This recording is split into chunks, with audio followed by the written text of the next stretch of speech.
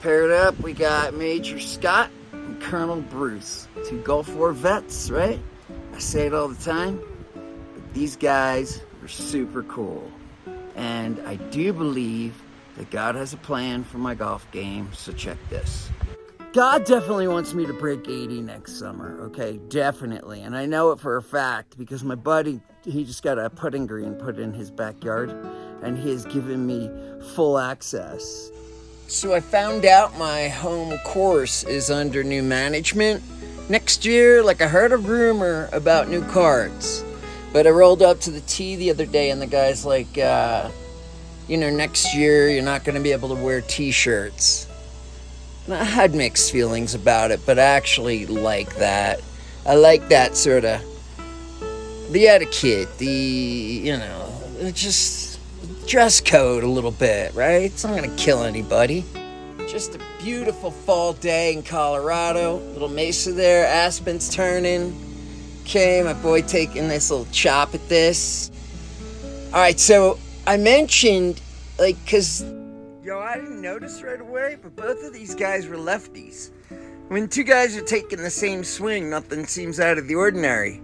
But I mentioned it, and then the Colonel chimed in. He had a Canadian story about this. I let him rip it. Relatives in Canada, and we're playing golf in Mitchell, and we're going up to the first tee, and we didn't realize this till we're at the first tee. All four of us left-handed drivers, all four of us. And I said, what are the fucking odds, right? And so anyway, what I'm finding out is even though it's like 7 or 8% U.S. golfers are left-handed, in Canada, 25%. And the reason why is hockey. A lot of these guys are naturally right-handed, but maybe they're left-wingers and they're going this a lot, and so that movement is very similar. I also realized that these two guys were sort of coaching each other about their vet benefits coming up. 25, how old was I? I was 22, 23 years old. And, it always hurt. It always hurt. But then when I retired from the military, they took an x-ray and said, oh, you got arthritis in your shoulder. Oh, that explains everything. For the record here, I got both of these guys' backs. Not a fan of what went on over there. These guys, they suffered injuries, physical and mental. They deserve every penny they get, okay? I was in the Hooch. Hooch is a place you stay in, it's a room, whatever. It's like a trailer. And it came in through the roof, went out through the wall. Yeah, it was like a mortar, but it's a rocket. How long were you over there? 7 months. 7 months? And you didn't have to go back? No, I retired after that. You retired? You're allowed to just retire? No, I was eligible, so I retired. Right, because I thought... Because they wanted me to go do something else 7 months later. Okay, anyhow, I don't know what kind of trip Applewood was on that day, but the tee time was 3:05, right? I'm putting, it's 2:50, and they're starting to yell at us over the megaphone, Topper, etc., get out there, hurry up, tee off. Well, what happened is we all teed off early, and we all got jammed up, and we got jammed up behind these characters. This is some classic Colorado. I mean, these guys were vaping and chilling their way through all 18. If you haven't bought the book yet, or the audio book, which is best, right? Then I'm failing miserably here on Paired Up.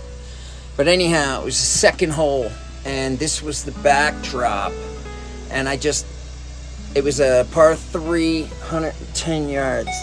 I just teed the ball up, and I just looked at the trees, and my entire mind,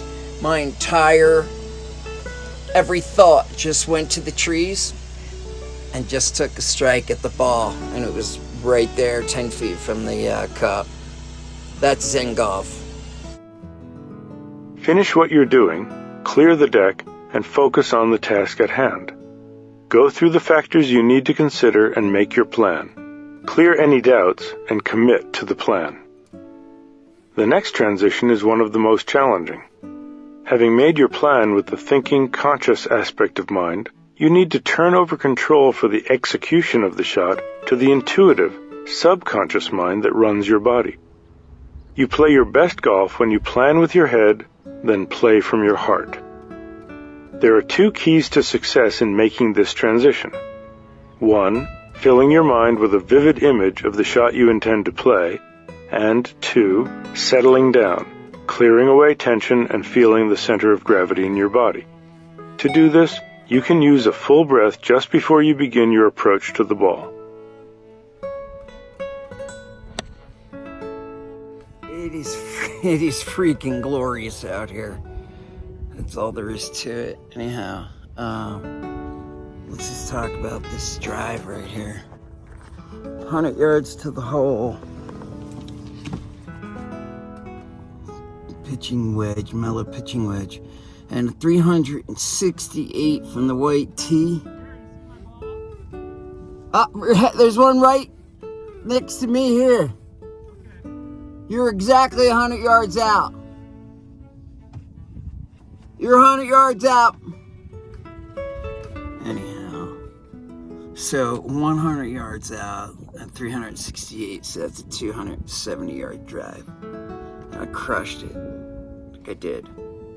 If it wasn't a range ball, there's going to be an extra 10 on that. Last 5 holes have been on and 2. On and 2.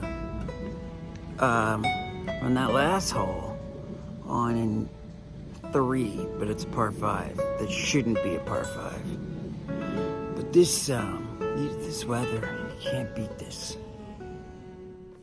So I wanted to ask Scott here a little bit about his golf game. 32. 32. Did you like it immediately? It's been a struggle. It's been a Was there like a peak?